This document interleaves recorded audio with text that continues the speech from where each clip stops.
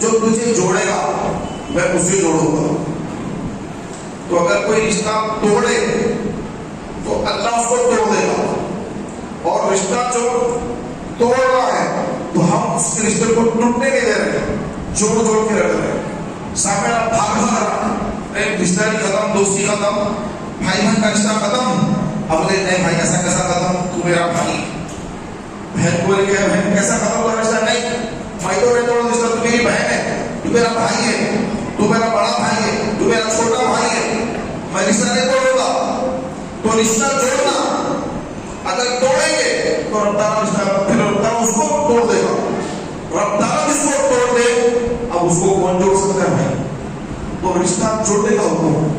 تو شب برات آنے سے پہلے سارے معاملات کو درست کرنا ہے.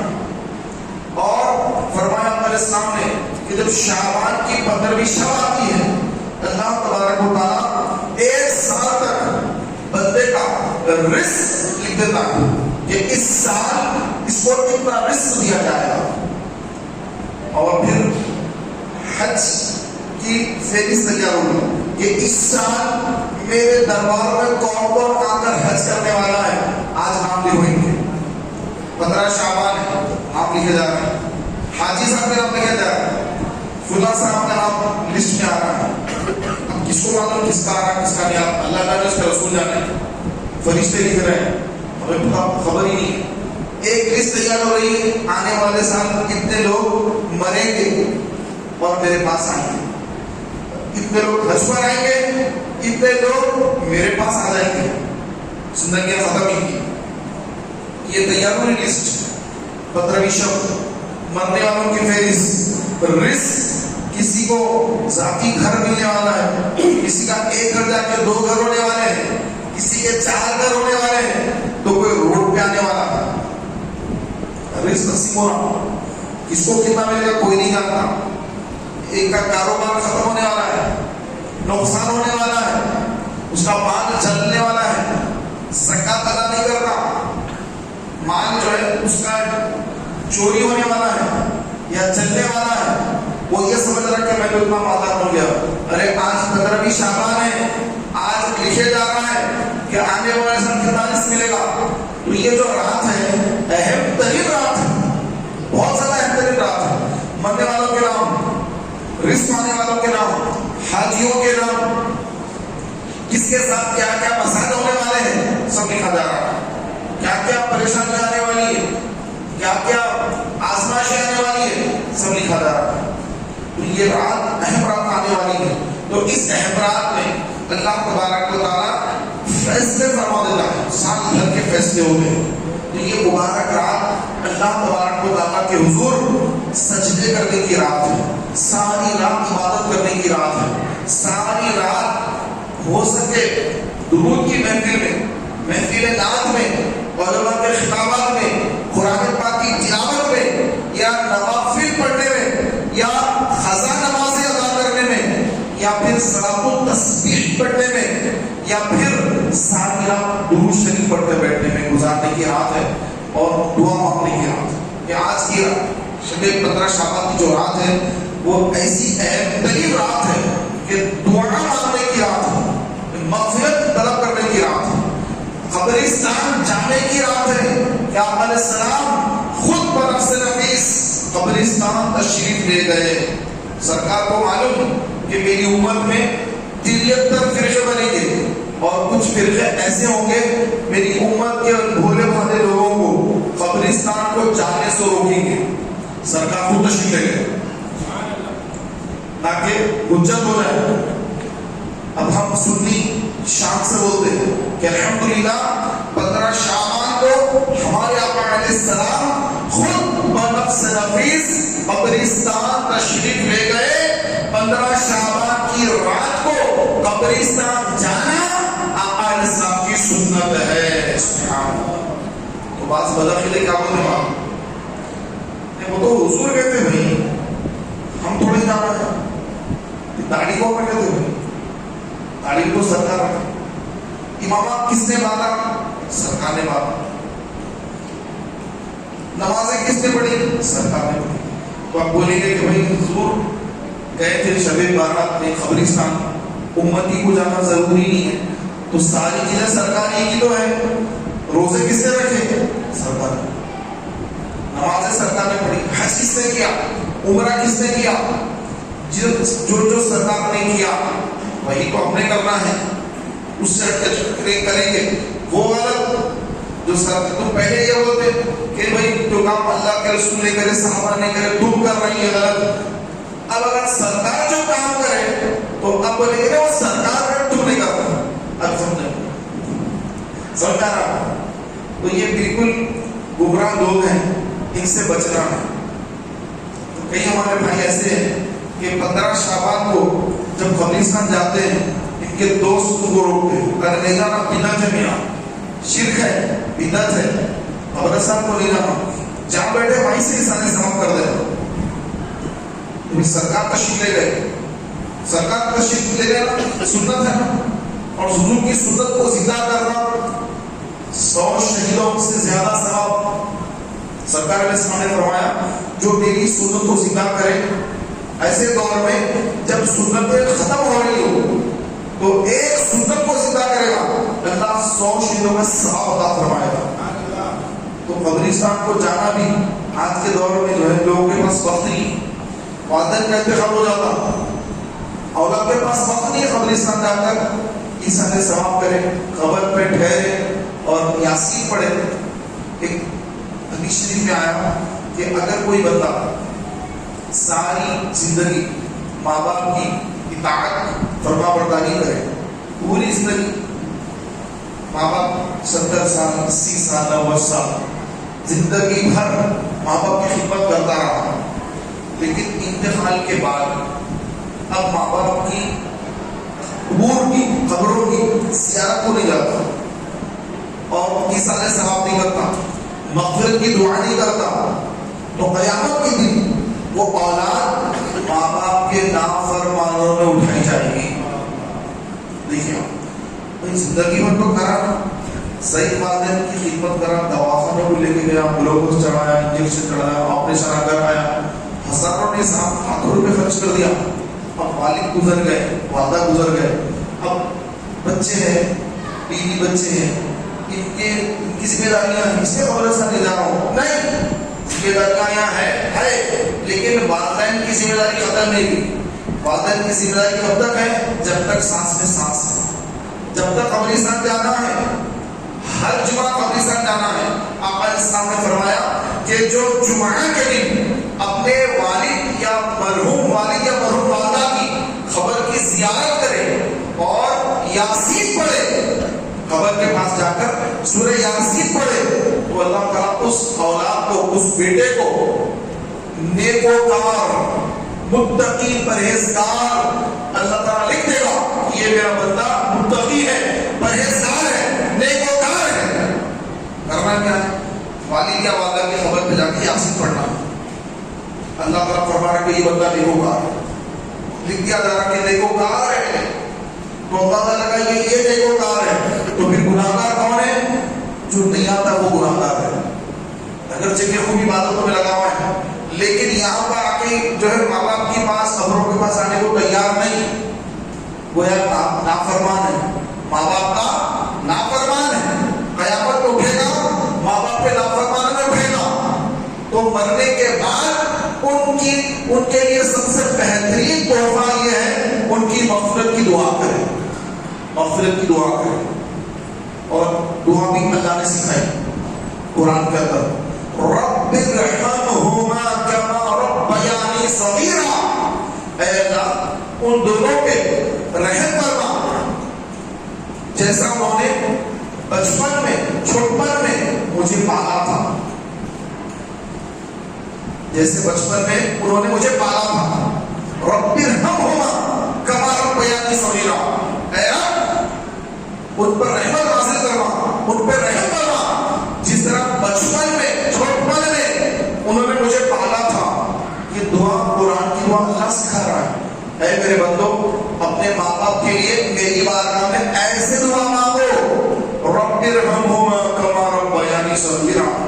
یہ دعا مانگنے کا اللہ حکم دے رہا ہے.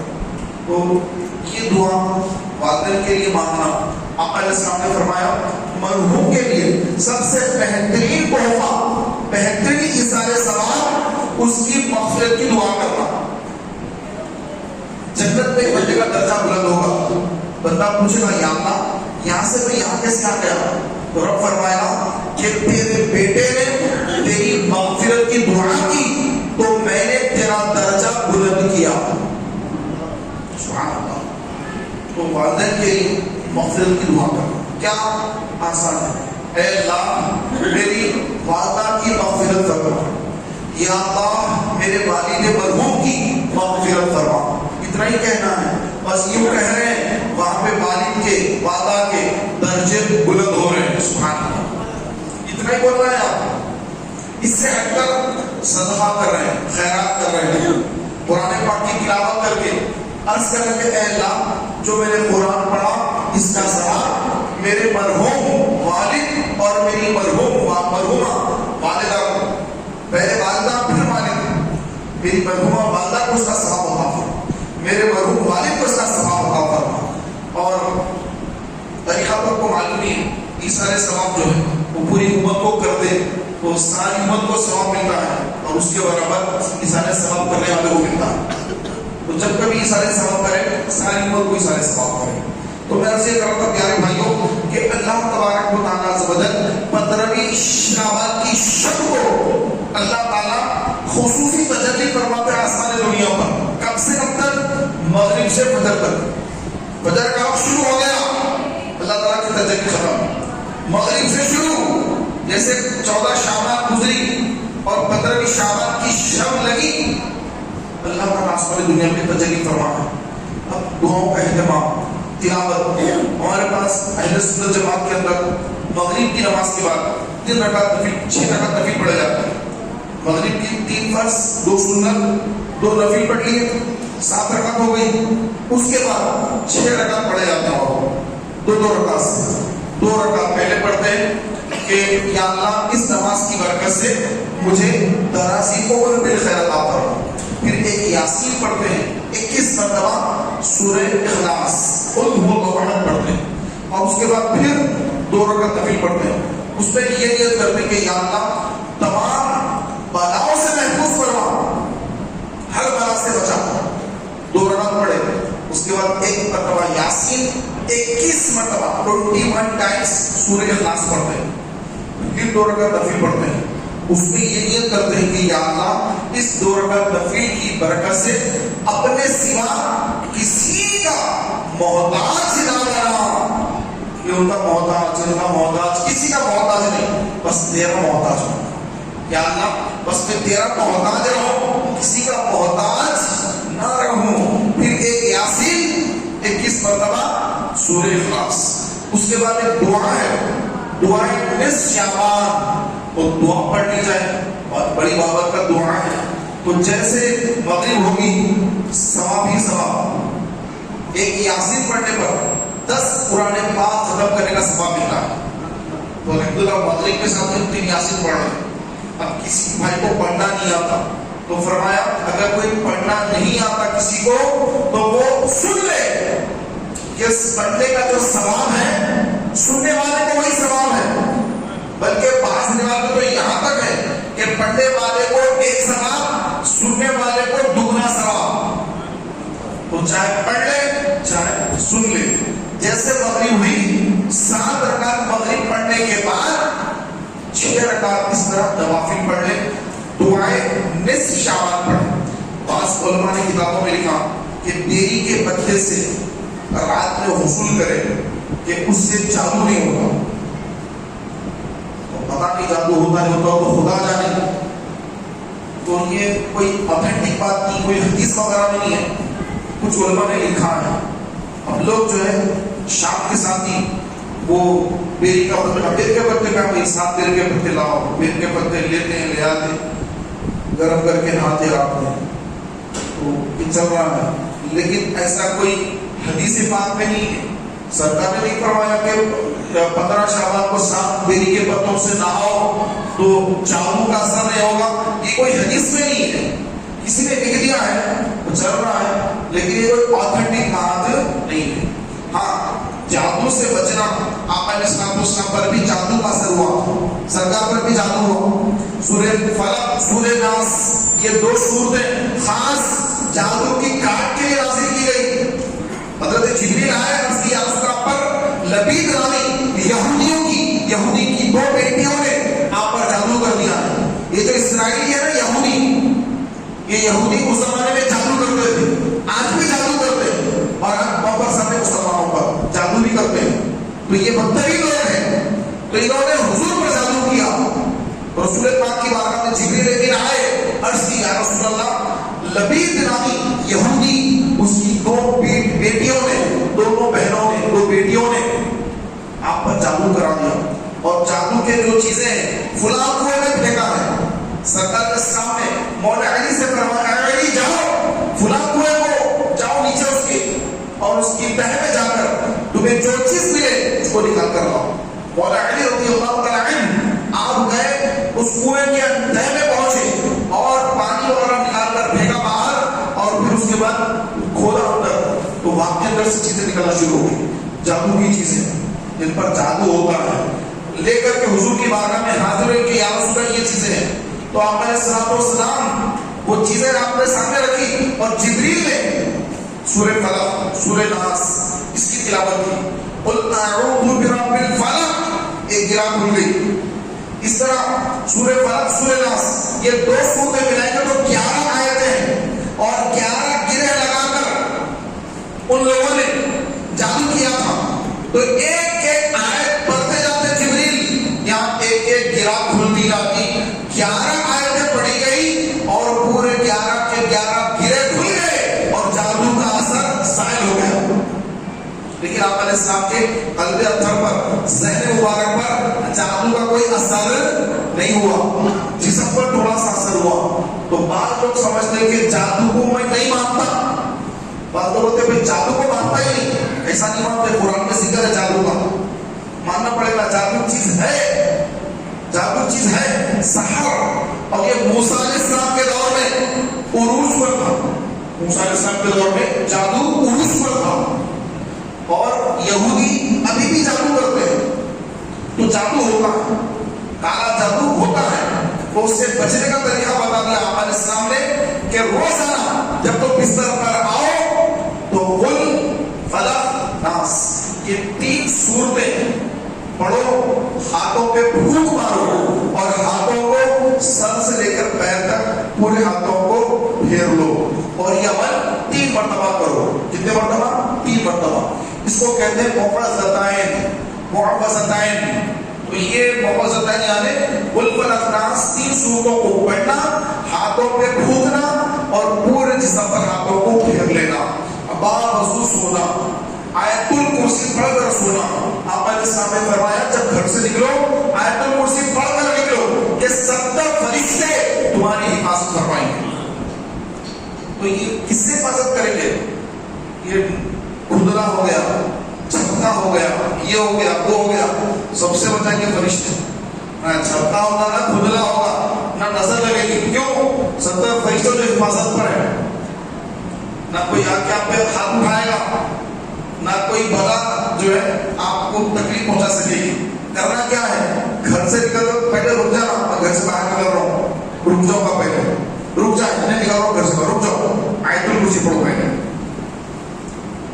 جھگڑا ہو جاتا ہے, مار پیٹ ہو سکتی ہے, آپ کے ہاتھوں سے کوئی مر سکتا ہے. آپ کار چلا رہے ہیں, اسپیڈ میں جا رہے ہیں, کوئی بھی بچہ بھاگ کے آ گیا سامنے, بریک کیسے کریں گے آپ؟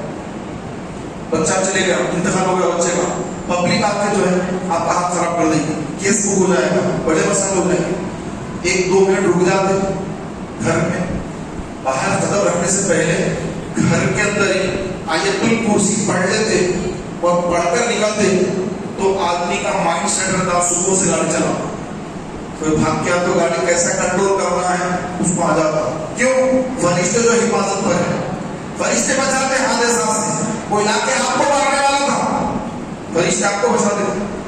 تو میرے پیارے بھائیوں, یہ جو 15ویں شعبان کی شب ہے, یہ فیصلے ہونے والی رات ہے. بڑے اہم فیصلے ہو رہے ہیں. کسی کی ہڈی ٹوٹنے والی ہے پیر کی, کوئی اپاہج ہونے والا ہے, کسی کو فالش کا اٹیک مارنے والا ہے,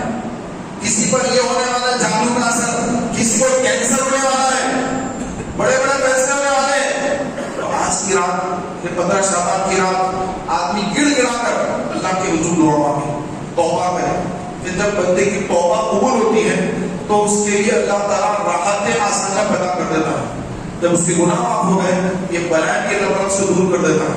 تو 15 شعبان کی جو شب ہے یہ بہت ہی اہم ترین رات ہے. اپنے آپ کو گناہوں سے توبہ کر کے بالکل برات، نجات. برات کے معنی کیا ہے؟ شب برات. برات یعنی نجات، چھٹکارا. کس سے چھٹکارا؟ جہنم سے چھٹکارا، آگ سے چھٹکارا، گناہوں سے چھٹکارا. لیکن ہمارے بھائی چھٹکارا پانے والی رات کو پٹاخے بھی پھوڑ دیں. اب 15 شعبان کو دیکھیے آپ، تھوڑے تعداد دکھیں گے آپ کو. غیر مسلم ان کے تہواروں میں پٹاخے پھوڑ دیں تو مسلمانوں کے اندر بھی ایک شروع ہو گیا تھا. 15 شعبان مسلمان بھی جو ہے کچھ نادان بھائی ہمارے پٹاخے پھوڑ رہے ہیں. بھائی کہاں ہے، کیوں پٹاخے پھوڑ رہے ہیں؟ اب ان کو سمجھا بھی نہیں سکتے. وہ مسجد میں لوگ سمجھائیں گے نا، وہ مسجد میں آنے والی نہیں ہے. نماز پڑھتے مسجد کی ٹوپی اتار کے چلے جاتے ہیں. انہوں سننے کو تیار ہے، بیٹھنے کو تیار. کس کو سمجھائیں گے آپ؟ سمجھانے کا کام پھر لڑیں گے. تو ایسے بھی کئی نادان بھائی ہمارے تو نجات پانے والی رات کو ہاتھ میں انگار پکڑے ہوئے. ارے انگار سے نجات پانے کی رات ہے میرے بھائی. یہ انگار کیوں پکڑے، پٹاخہ کیوں ہاتھ میں آپ کے؟ اسٹارٹ کرے گاڑیوں کو، گاڑیاں بھگاتے پاس میں. جاگنے کی رات ہے، گاڑیاں بھگا رہے ہیں. جا کے دیکھیے عثمانیہ میں ایک بار دورہ کر کے آئیے گاڑیاں بھگانے سے پہلے. کئی نوجوان ہڈیاں ٹوٹے ہوئے پڑے ہوئے ہیں، پلاسٹر ہے، ٹانگ ٹوٹ گئی، ران ٹوٹ گئی، پلاسٹر میں پڑا ہوا ہے بچہ. کیا عمر ہے؟ 20 سال 22 سال ہے. گاڑی بھگا رہا، بریک مارتے گاڑی سلپ ہو گئی، ہڈی ٹوٹ گئی. ذرا 15 شعبان سے پہلے جو گاڑی بھگانے والے ہیں ذرا ایک بار دواخانوں کو دیکھنے کا جانا تھا. کیسے کیسے جیلوں میں پڑے ہوئے لوگ.